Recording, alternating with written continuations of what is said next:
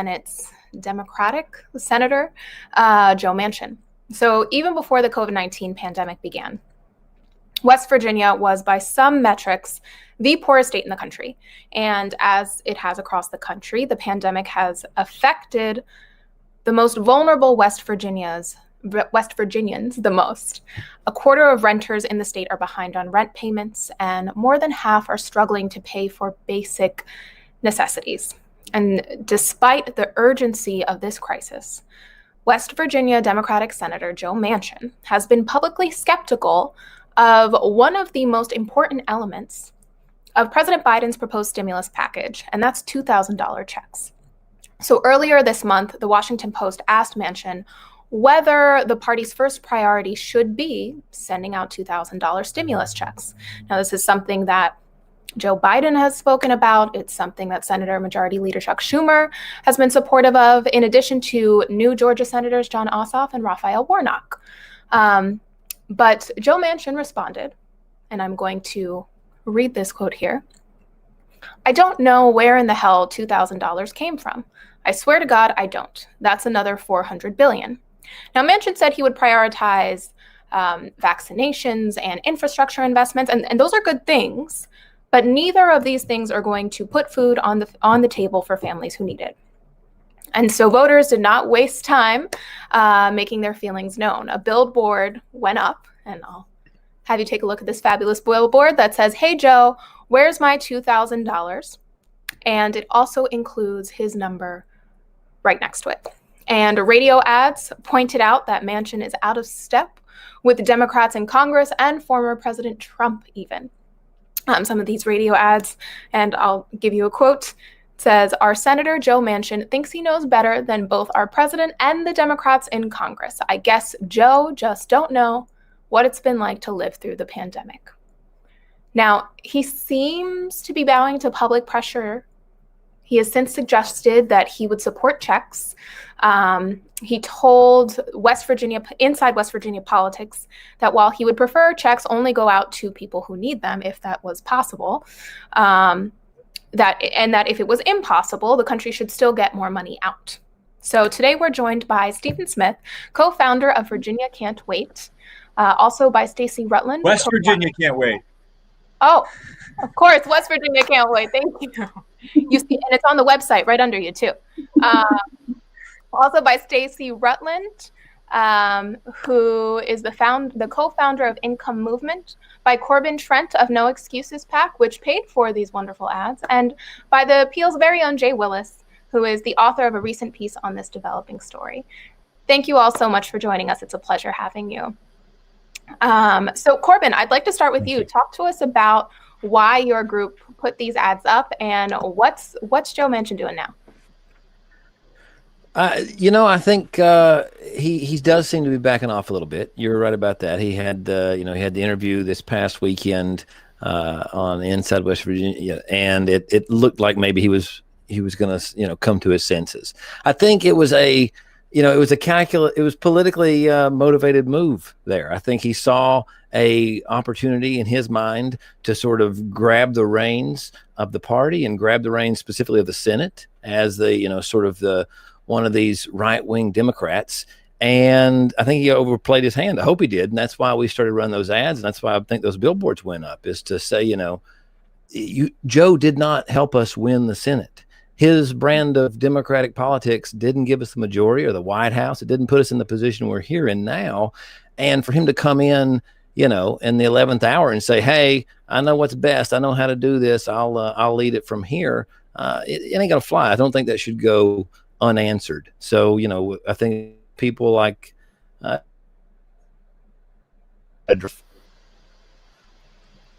think we might have a connectivity issue. So while we wait for you to finish, Corbin, I want to turn it to Stacey right now really quickly to talk about Income Movement's role in these billboards. Thank you, and thanks so much for doing this this covering West Virginia right now. I think it's just such an important opportunity for us to talk about holding our senators accountable right now to get as much support to people as possible. Income Movement was decided to post to pay for those billboards up specifically with the goal of making sure that people are reminded that they have a voice and can apply some pressure to their senators right now to make sure that they kind of step in line with what seems to be what the Democratic Party certainly is interested in doing right now. I think that for us, we work towards getting a federal base. Our income movement's primary goal is getting a federal basic income past a permanent one. But of course, during COVID, we're seeing that this is even more critical in emergency circumstances. And so are working hard to, at the grassroots side, to help constituents feel empowered and give them opportunities to take action. We certainly know that cash is actually a bipartisan issue. So it was a little bit surprising that Manchin came out the way that he did. A poll that was just put out in December, 84% of Democrats, Democratic voters, and 73% of Republican voters support $2,000 stimulus checks. So this has huge bipartisan support, and we wanted to make sure that that the people of West Virginia knew that they could hold Manchin's feet to the fire on this when we have such an important groundswell of support across both chambers of Congress. Stephen, I'd like to turn to you. You ran for governor of West Virginia on a platform that included a basic income payment to people in West Virginia. And that was modeled on something that exists in Alaska. And your organization, West Virginia, can't wait, has continued to work on that. So what are you seeing in West Virginia that Joe Manchin is missing? Yeah, it's not a controversial idea in West Virginia that we have to keep our wealth here. This is not new. For the last 100 years, we've had our wealth and our work stolen from us. And we've had politicians, frankly, in both parties, ready to help with the stealing. And that's really what's at issue here. I mean, it's exciting that there's all this attention on West Virginia in this moment. But what we're really dealing with is generations worth of neglect from everyone at the federal level, at the state level. And the only thing that's going to move Senator Manchin or West Virginia politicians is long-term political infrastructure investment, right? We're going to move Senator Manchin and other folks in the short term by building the long-term political infrastructure that can challenge them and that frankly can challenge the notion the notions that exist about rural West Virginia voters, that at the end of the day, the real problem in this country is that we buy into this notion that there are rural voters over here and voters in cities over here, and our cultural differences keep us apart. What we found over and over again is that people of West Virginia have the same basic interests up and down the board as people all over the country. We just want to be a part of that conversation instead of kept off to the side. It's interesting to have heard both of you, really all of you, sort of talk about how $2,000 checks are really a bipartisan issue in many ways. They have this idea has bipartisan support. So, but I am curious in how you think right now that Democrats now control Congress, the Senate, and the White House, how you think those discussions are going to play out in West Virginia Democratic politics over the next, over the near future. And I will turn it to Stephen, and then Stacey, if you want to answer that as well, you can. Oh, Corbin, you're back. And then we'll get back to you finishing the rest of your answer. So that's the agenda. 1, 2, 3, and then I promise we'll get to you soon. Yeah, thanks so much. There are too many misconceptions about West Virginia to cover in one podcast or one broadcast. But one is that West Virginia is some red state. West Virginia actually isn't a reliably red state. For a while, it was a reliably blue state. What we are is anti-establishment. So the real dividing line in West Virginia politics isn't Republican versus Democrat. It's corporate or not. And for a long time, we've been at the mercy of corporate candidates in both parties, which is why we spent the last 3 years recruiting 101 candidates for office up and down the ballot, running as Republicans, Democrats, independents, Mountain Party, Libertarian, but every one of them signing on to a pledge to stand on the side of the people, to not take corporate PAC money, to never cross a picket line. That what we need is not to go up to the Capitol or go up to DC and say, please listen to us. What we need is to go up to these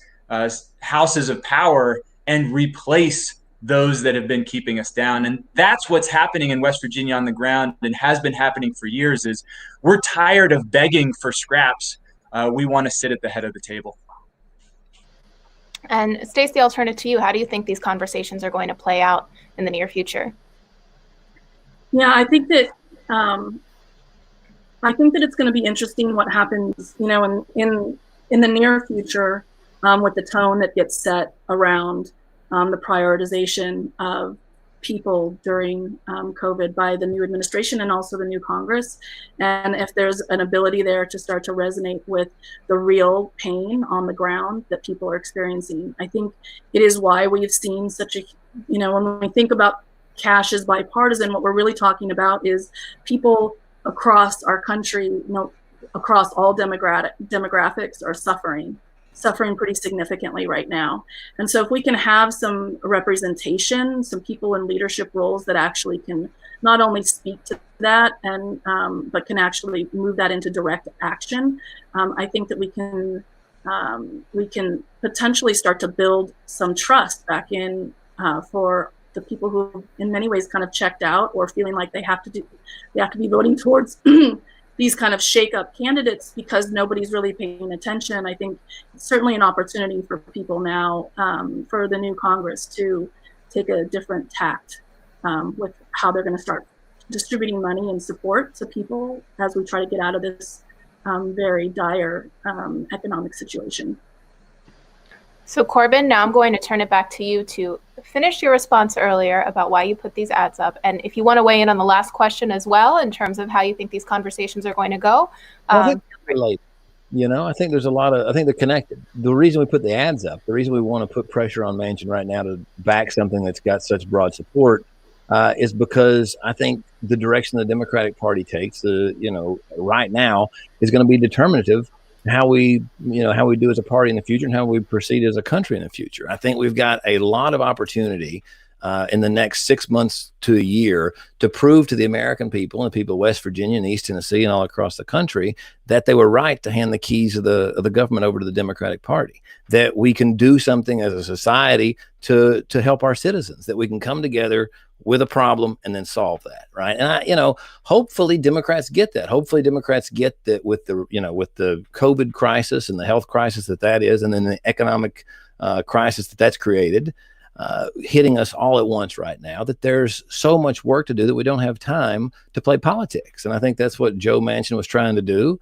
And we wanted to call him out for it. And we're going to keep calling folks out for it when they try to do it and they try to break away from the mission. We just flipped Georgia from red to blue. We just heard from Stephen that West Virginia was a solidly Democratic state. Same, Tennessee voted for Bill Clinton twice. Both times he ran for president. Al Gore was a senator from here. People forget that there were, a lot of folks here in Appalachia that were staunchly Democratic because there was things that were happening from their government that were impacting their lives in a positive way, right? And I think it's time to earn those votes back again. And sort of make people trust that their government can help them and get away from, this fear that Reagan put in the hearts of people all around my community that what was the I'm from the government and I'm here to help supposed to be some scary words, right? Well, I think we've got an opportunity to convince people that, the government is representing you. The government is actually, something that happens when we come together to solve challenges. The roads we're driving on, the schools that we're teaching our kids in, whatever the case may be, that this is a collective thing that we're working on. And we'll see if the Democrats do that.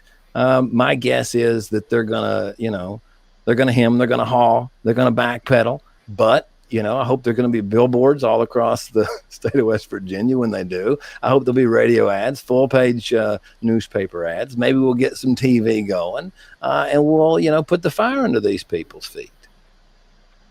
Now, Jay, my friend, I'm so sorry that I ignored you for so long, but now I'm going to give you two questions. So you've been covering Senate candidates and incumbents who are talking about this issue. And so in what ways does Manchin taking his position help Senate Minority Leader Mitch McConnell? Yeah, so as you mentioned, after 6 years now, Mitch McConnell is finally again Senate Majority Leader. Or did I say that wrong? I got it wrong, didn't I? We're too used to saying that. And although there's technically, this power sharing agreement in effect because it's an evenly divided Senate, Democrats control the Senate floor. But in order for Chuck Schumer to pass a bill via the usual legislative process, they've got to get 60 votes to defeat a filibuster. So if you're doing some quick math, that would mean 10 Republicans, which means we have to go through the whole rigmarole of pretending to care about what Mitt Romney and Susan Collins think. But Democrats also have this alternative where they could pass legislation like this stimulus package through what's known as the budget reconciliation process. That requires only a simple majority. So again, if you're doing some math, 51 out of 101 with Vice President Kamala Harris breaking ties, just barely, but that counts. So by balking here, Manchin, in theory, hands a lot of power back to McConnell. It gives him leverage in watering down a bill that, frankly, a lot of Republicans don't want to pass in the first place. I'm not a big political strategy guy, but it seems to me, sort of to Corbin's point, that when voters hand your party the White House, the House, and the Senate, maybe making your first move, handing some of that power back to the other party that voters just repudiated, it's kind of a misreading of the room. And just a follow-up question, or really a different question, but how has the debate over COVID-19 stimulus payments affected the larger UBI debate more generally? I mean, it's definitely made it more salient, right? And made people more comfortable with the concept of recurring payments from the government. There's guaranteed income pilots taking place on the municipal level across the country. Right now, there's a full-page ad in the Washington Post run by a coalition of 34 mayors calling on Congress to make these stimulus payments recurring during the pandemic. One more check is not enough, is the message, and sort of self-explanatory. I think many people who were previously skeptical of, quote unquote, government handouts during this pandemic, now they have firsthand knowledge of just how insufficient the social safety net is.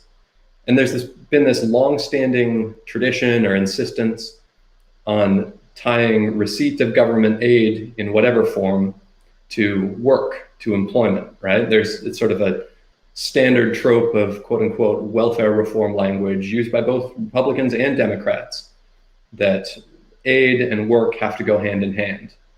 But that loses a lot of its rhetorical force when there's a global emergency that's preventing people from going to work in the first place. The pandemic didn't create instability or precarity, but it really democratized it. It reached up. It devastated families that were previously comfortable and who maybe didn't understand how fragile their position within this economy really is. The whole country understands what vulnerable people have known for a long time, which is the system doesn't work. And again, as Corbin says, for Manchin not to understand this, it's really a misread. It's a misread that people care more about partisan labels and partisan politics than their lawmakers actually delivering what they want. Sort of performing bipartisanship for bipartisanship's sake. It doesn't score you any points with voters. It just makes them really mad at you. So Stacey, you brought up some polling earlier. I'm also going to read through some polling that came out of Data for Progress in the appeal, which shows that over 80% of voters support one-time $2,000 payments, and over half want those payments to keep coming over the course of the pandemic. Which, so I'm curious to hear from you both, how do recurring income payments help people who are living in or near poverty? And also, if you could elaborate a little bit more on, why this is skyrocketing in popularity. And I asked those two questions together because I imagine they might be the same answer. Yeah, I think that, what's really critical to understand right now is that of all of the different support mechanisms, programs that the CARES Act instituted, what we see when we look at the data, to add more data to the conversation, is that that one-time $1,200 stimulus check actually brought 4 million people out of poverty. And those are higher numbers actually than even the longer-term unemployment insurance bump that was part of the CARES Act as well, saw. And this really leads to, or kind of piggybacks on some of what Jay was just speaking to around the idea of work and how we define and think about supporting people, and how income ultimately works. A lot of when we look at what's happened with COVID, the reality is that what's happened is a lot of people have lost partial or full income sources. And it's very strange to us and to a lot of economists actually out there that the immediate response from our government was not to replace that income. And I understand that from some antiquated perspectives in Congress, that unemployment insurance is just that. But we also know that unemployment insurance is managed by states. What happens from state to state is completely different as far as how much is being dished out to people based on what their income was. We also know it's not designed for our current modern workforce, which is many people are having to work multiple jobs. If you've lost one job, but you still have your other job, you're not eligible for unemployment. We saw early on that contractors' work had to be done to make sure that contractors and people that are part of the gig economy would be included. There's lots of limitations and issues when we start to narrowly define who we want to take care of as workers. And so when we think about the amazing impact that single $1,200 check had on our people on the ground. This is families. These are children who no longer have access to food through their schools because they're not able to attend school anymore. And we know that for a large portion of our population of students, that school free and reduced lunch is some of the only nourishment that children get. There's been very little real understanding on Congress's part that direct cash just addresses this complete loss of income that so many families have experienced through COVID in ways that no other program right now does. So I think that from our perspective, it's very critical right now that we look at the data and that Congress makes decisions on what they're going to do with their next stimulus package based on that data. And we know that cash is the most effective component. And I think when I hear Manchin say things like we have to make sure it gets targeted for the right people and all these kinds of things, what he's really talking about is means testing that we know often means that more people fall through the cracks and don't receive it than should or that were intended. And so in our mind, leaving it as wide open as possible, having some simple thresholds of income or something like that is fine, but getting very thoughtful about trying to release those funds to as many people as possible is critical. And having it be monthly allows us, we all understand that when we know we're going to have another paycheck next month and another paycheck the month after that we can start to make decisions about our overall, how we're going to manage our finances. But it's also just literally the ability to not be overwhelmed with the stress and anxiety of trying to find and scrape together enough money to keep a roof over your head and your children's heads. And I think it's an important component. We have 400,000 people who have passed away due to COVID. We have families who are trying to just process and mourn. And at the same time, they're trying to make sure that their kids and themselves aren't out on the street. And so the idea of monthly checks helps people start to process everything that we're going through as a country, and certainly makes it so that more people are able to take care of their basic needs right now than really any other program. Yeah, one of the things that you're talking there, and it reminded me of something that you talked about how people are having a hard time and they're on the verge of being out in the street.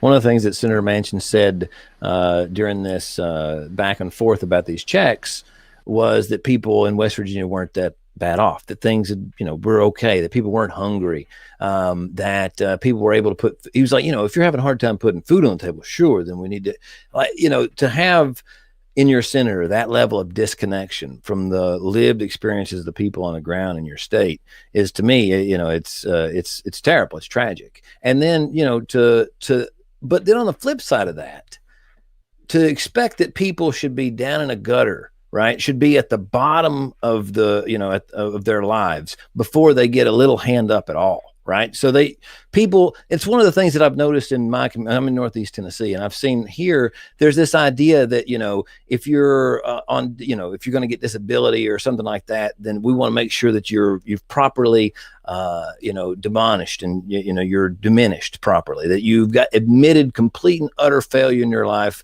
and that you'll turn yourself over to the state, as a failure of a human. And I think that idea is just disgusting, right? That people have to be at their wits' end to deserve any help whatsoever from their society is crazy to me. Like, you have to be literally starving before I'm going to give you a hand up at all? That's crazy. Anyway. Especially when there's so much wealth in this country to begin with. Yeah. And so sort of following up on that, talk to us about how this campaign to hold Manchin accountable, particularly for this sort of view, fits into your Pact's broader strategy and goals. So, if I was going to say there's a mission of the Pact, the Pact's mission is to hold Democrats accountable to the promises they made over this last election, right? Broadly and nationally, and to sort of demand that we put some wins on the board for the people here that voted for them. And I think there's going to be a handful of folks that just sort of pop up as, troublemakers, right? And not good kind of trouble, like we've seen from some people. This is the bad kind of trouble. They're trying to, I think, obviously politically motivated moves, right? And some of them bad politics, like this one from Senator Joe Manchin. And we're going to try to hopefully call that out. We're going to be, building coalitions with more and more people, hopefully, to get these messages louder and bigger. And really, I think that, the goal is to demand that government function somewhat. And, we've been in this position before. We had the Senate, the House, and the White House, not that long ago, relatively speaking. And I think a lot of our movements, from what I've read, I wasn't involved in. I was running, I was making plywood at the time, sort of gave up, right? Sort of backed off once the last time Biden was in the White House with President Barack Obama. And, I read some quotes from Rahm Emanuel. I think he wasn't happy when the progressives were running ads against incumbents, for example. This specific thing was happening, and the White House was trying to stop it. That's not happening this time. And I think it's on us, the people in this country, the movement, the voters, everybody that's been doing this work, to hold these folks accountable and to keep pressure on them.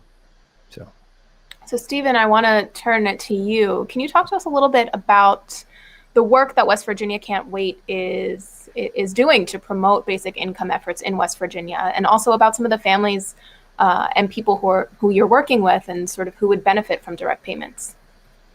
Yeah, thanks so much. West Virginia has this incredibly rich history. We're really good at fighting for ourselves. We're really good at taking care of each other. The problem isn't the people of West Virginia. It's the folks who have been taking advantage of us in power. And so the goal of our campaign started 3 years ago. The goal of our organization is to win a people's government in West Virginia, a government where the people who sacrifice the most, the people who work the hardest, are actually the ones who write the laws, not just to advocate from the outside, but to take over the levers of power. So what we do is, up and down the ballot, we recruit, train, and support candidates who don't take corporate cash, who will never cross a picket line. We also build up our own policy platforms and issues along the way. We held 197 town halls, 11,000 conversations with voters to establish a platform we could fight for. And it was in that process where people said, not that they needed more checks from the government or they needed more anything from the government. It was in those meetings that people said, we have to keep our wealth here. That for generation after generation, we've been robbed of our work, our dignity, our labor, and that something like a dividend is something that is owed to us, not something that, please help me, my hand is out. But that's mine and it's been stolen. So the way we raise capital for this pool of money that would go into whatever you want to call it, a dividend, a basic income, is through increasing the severance tax on natural gas and coal to make sure that those resources, which are finite, more of that wealth stays here. We do that by advocating for an end to corporate welfare in West Virginia. So we stop incentivizing out-of-state corporations to come and undercut our small businesses and working class people. And that process we're involved in isn't going to be solved by a single check or a federal fight or what's on Joe Manchin's mind. It's only going to be solved if people outside West Virginia start listening to the people inside West Virginia who have been ready and have been at it for generations, building the kind of power here that will sustain and that can serve to replace those politicians who choose their corporate lobbyists over the interests of the people of West Virginia. So I want to make an offer for anyone who's watching. This kind of relational work across states, across counties, only happens when we're open to it. So if you're watching and you want to give us a call, we love meeting with anyone. That we think one of the main problems at play in the United States right now is that we assume that we are each other's enemy. We've been told our whole lives that people in cities are the enemies of those in Appalachia, that rural people are the problem. We think we're part of the solution. So give me a call if you want. The website is down below. My phone number is 304-610-6512. We want to talk with anybody who wants to build common cause with people here on the ground. That was a perfect ending to our show. Thank you all so much for joining us. And thanks for putting the pressure on, because it's clearly starting to work. So thank you all. And thank you, viewers, for joining us. We appreciate your time as well.